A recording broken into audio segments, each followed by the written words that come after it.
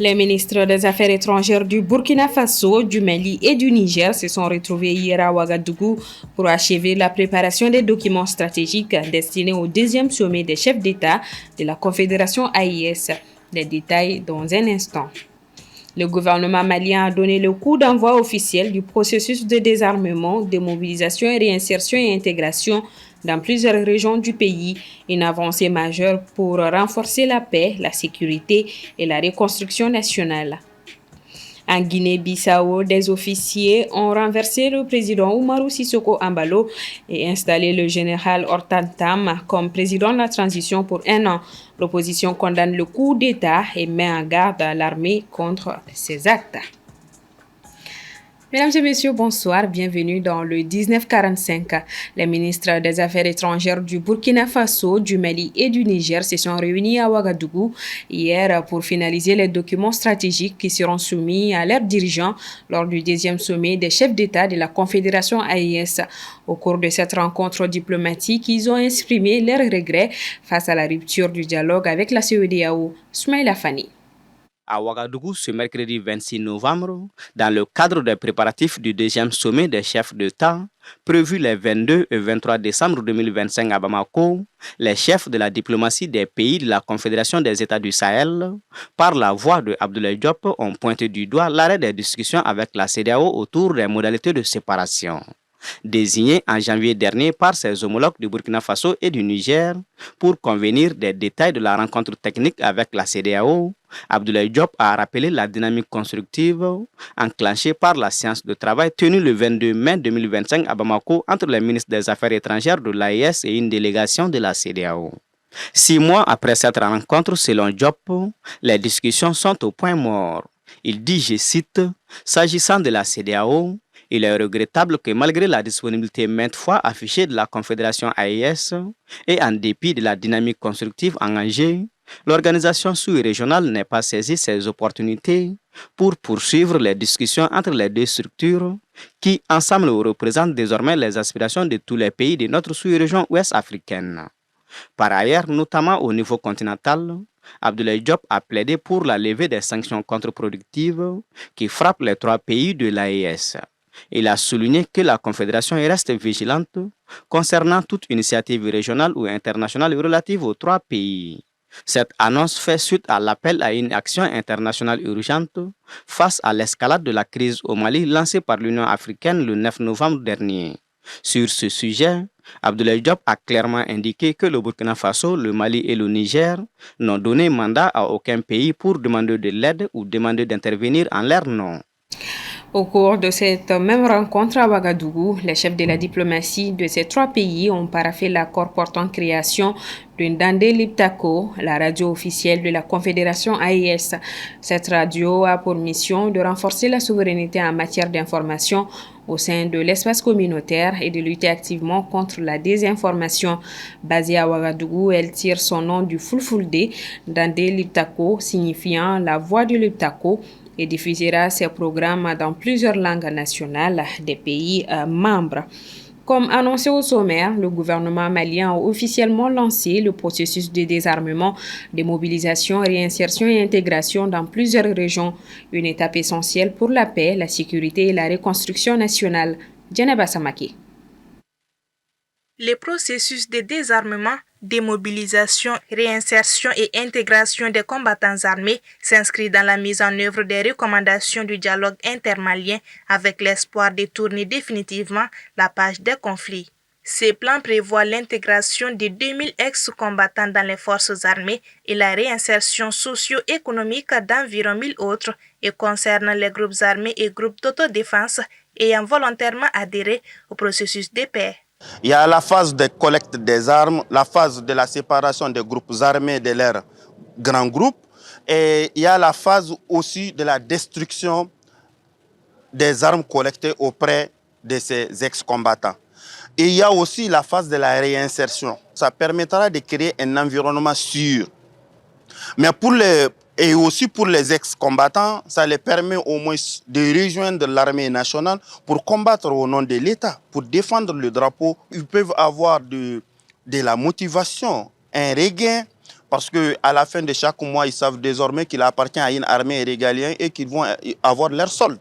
Selon des observateurs, pour que ces paris de paix réussissent, les engagements doivent être fermés, la transparence assurée et la société entière, car le processus du DDRI pourrait être la base d'un Mali plus stable, plus uni et tourné vers l'avenir. Ils doivent mettre un accent particulier sur les critères de sélection. Si toutefois on n'arrive pas à mettre des critères durs pour sélectionner les ex-combattants, ça risquerait de compromettre le processus. Ça, c'est le premier point. Deuxième point, pendant le processus, il faut plus de vigilance. On ne peut pas décider d'aller au désarmement et encore détenir des armes. Il faut que les gens puissent participer de façon équitable, de façon volontaire, pour que le processus puisse réussir, pour que notre pays puisse se retrouver la paix tant attendue par l'ensemble de Maliens. Démarré le 20 novembre dans des régions clés comme Menanka, Mopti, Ségou et Kidal, les opérations se poursuivront incessamment à Tombouctou, Gao et Taoudéni et visent aussi à désarmer les groupes armés et à ramener la stabilité dans des zones longtemps marquées par le conflit. Renouveau du contrat social, quelle valeur pour la refondation de la nation? C'est autour de cette réflexion essentielle qu'une journée d'échange initiée par l'Observatoire citoyen sur la gouvernance et la sécurité a vu le jour. C'était ce jeudi 27 novembre. Plusieurs structures y étaient afin de mener des réflexions communes pour une refondation réussie. C'est ce que nous rapporte Assetoumani Koulibaly. C'est d'abord une note de réflexion proposée par des experts qui avait été mise en place. Ce jeudi 27 novembre, il était donc question d'assurer la continuité de cette démarche en discutant sur les principales valeurs nécessaires pour refonder une nation. Autour des tables, des légitimités traditionnelles, des chercheurs, des représentants d'associations citoyennes et d'autres structures. Aujourd'hui, le Malikoura reste l'ambition des autorités. Pourtant, le socle de ce projet repose également sur les valeurs transmises. Pour la journée, il était question de rassembler les idées pour un résultat commun. Nous faisons notre devoir en rassemblant les différentes constituants de la nation pour réfléchir à ces questions qui sont d'ordre d'actualité, mais aussi d'intérêt général pour le Mali qui est investi aujourd'hui dans la refondation visant le Malikoura. Donc c'est dans cette optique que nous avons initié la conférence qui vient plus ou moins à terme du processus et qui vise donc à disséminer une note d'analyse sur la question du renouveau du contrat social au Mali. Quelle valeur énorme pour réussir donc la refondation. Les valeurs transmises varient selon qu'elles soient d'ordre éducatif, institutionnel ou autre. Elles ne reposent pas sur de simples discussions. Pour une bonne refondation, certains jugent surtout nécessaire que les comportements soient aussi clairement définis. Moi, je dirais plutôt pour mieux refonder une nation, il faut se baser sur les valeurs morales. Parce qu'aujourd'hui, le constat est que la jeunesse est perdue. Pourquoi la jeunesse elle est perdue? Parce qu'il n'y a pas de valeurs morales aujourd'hui. Et chaque valeur compte pour la circonstance de son application. Lorsque nous prenons les institutions, donc il y a des valeurs de solidarité, il y a des valeurs de rigueur, il y a des valeurs d'honnêteté. Mais la refondation ne se limite pas qu'aux institutions. Les citoyens sont également interpellés, aussi bien que les communautés et les familles. Donc chacun est interpellé à son niveau et en fonction de ce qu'il est responsable vis-à-vis de la nation pour nous permettre de nous recorriger, sinon de nous redéfinir afin de rentrer dans ce Malikoura. Le Malikoura, c'est que tout le monde doit être courant, en effet. Au sortir de cette journée d'échange, les organisateurs espèrent pouvoir mettre en place des propositions de plaidoirie poignantes à l'endroit des autorités. L'autre objectif est de réussir à impliquer toutes les structures concernées pour l'aboutissement concret et inclusif des Malikoura. Culture à présent. À Bamako, l'association théâtrale Koumasso prépare la 6e édition du festival Les Praticables. Avant l'ouverture prévue le 4 décembre, les organisateurs ont réuni la presse pour dévoiler les grandes orientations de cette édition. Moussa Traoré. Le festival Les Praticables se présente une fois de plus comme un espace d'expression, de partage et de créativité. Ce mercredi 26 novembre, les organisateurs ont rappelé que l'objectif de ce festival reste le même, faire du théâtre un outil citoyen, un lieu où les artistes peuvent proposer, dialoguer et faire entendre leur voix. Ce n'est pas la première fois, ni la deuxième, ni la troisième, c'est la 6e. On a commencé en 2017. 2018-2019, après Covid est arrivé, on est parti, le festival est devenu une biennale. Donc c'est 2 ans de travail, de préparation,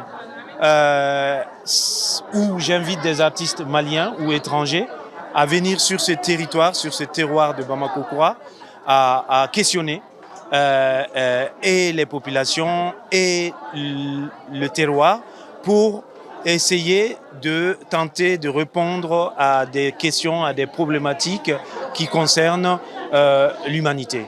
Cette vision accompagne toutes les activités prévues cette année, spectacles, ateliers, résidences, rencontres professionnelles, autant d'occasions d'enrichir la scène artistique malienne.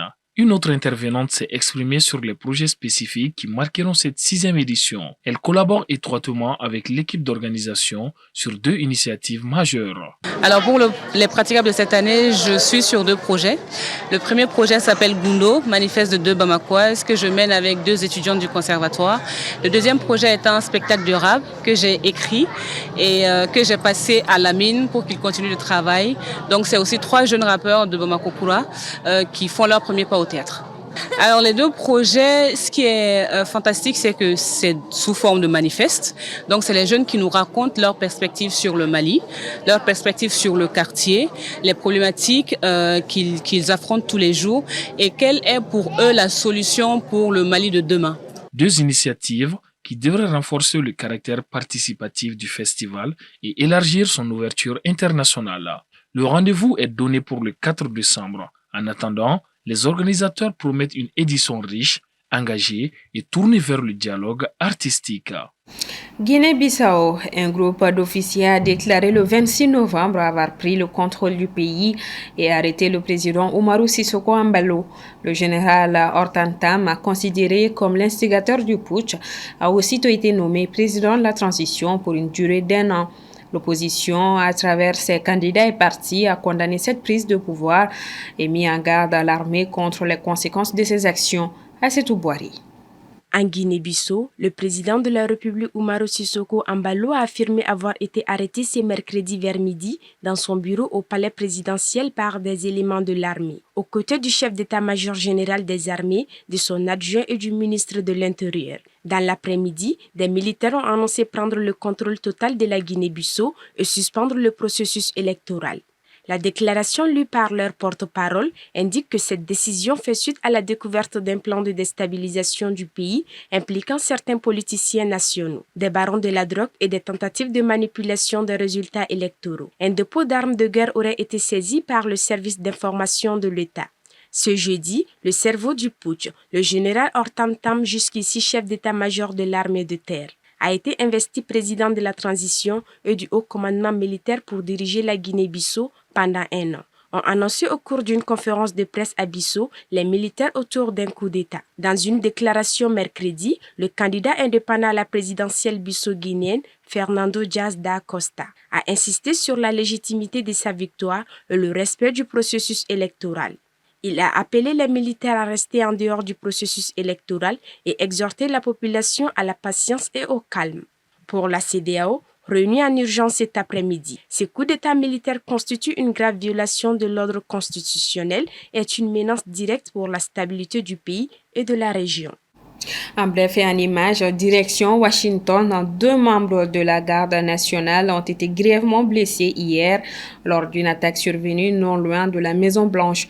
Le suspect, un homme d'origine afghane, a été interpellé après avoir été blessé, alors que le FBI confirme que les 2 militaires sont dans un état critique.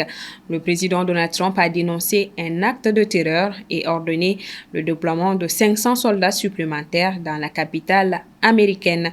Nous y reviendrons dans nos prochaines éditions.